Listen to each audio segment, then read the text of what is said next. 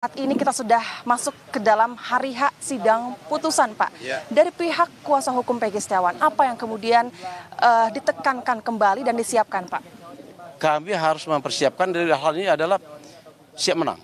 Kami lihat siap menang. Nah, karena kemarin dari putusan dari perjalanan persidangan kemarin tidak ada alasan saya bilang hakim tidak mengabulkan permohonan kami.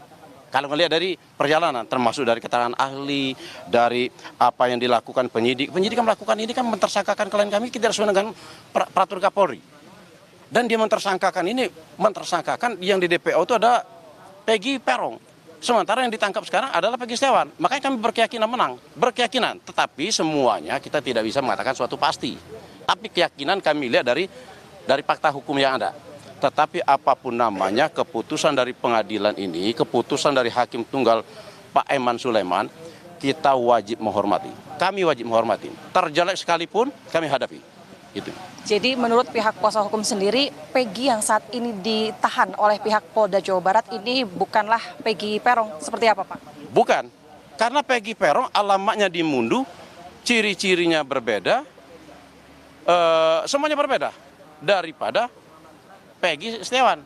Peggy Setiawan alamannya di Talun.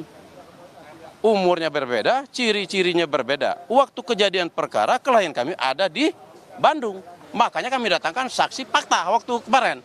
Nah, saksi fakta dari Polda pun tidak ada. Siapa sih yang mengatakan kalau Peggy Setiawan ada Peggy Peron? Itu kami tanya. Tapi mereka tidak menghadirkan.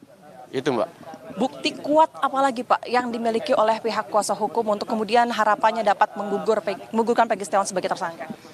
Tadi jelas saya bilang orangnya udah berbeda. Oke ya?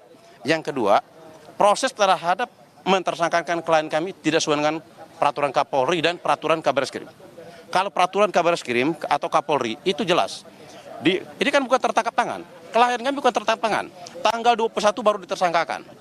Tanggal 21 juga mereka itu setelah menjadi tersangka klien kami, baru mereka cari alat bukti. Kan lucu aja.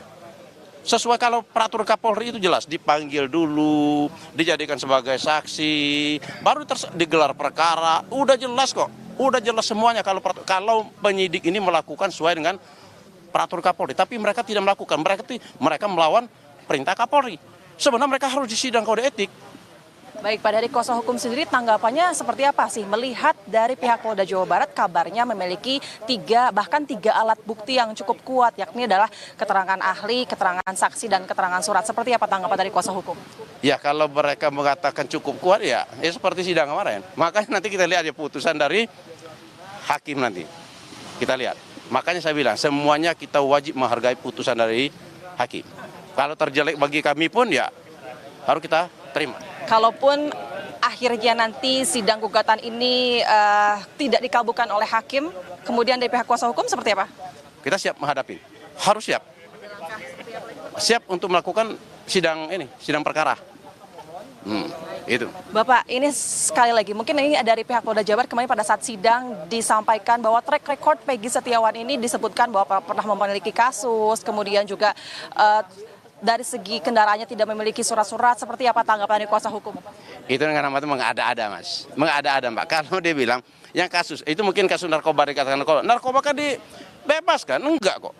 Tidak terbukti kok. Enggak sampai di persidangan kok. Kalau nggak salah, tidak sampai di persidangan kok.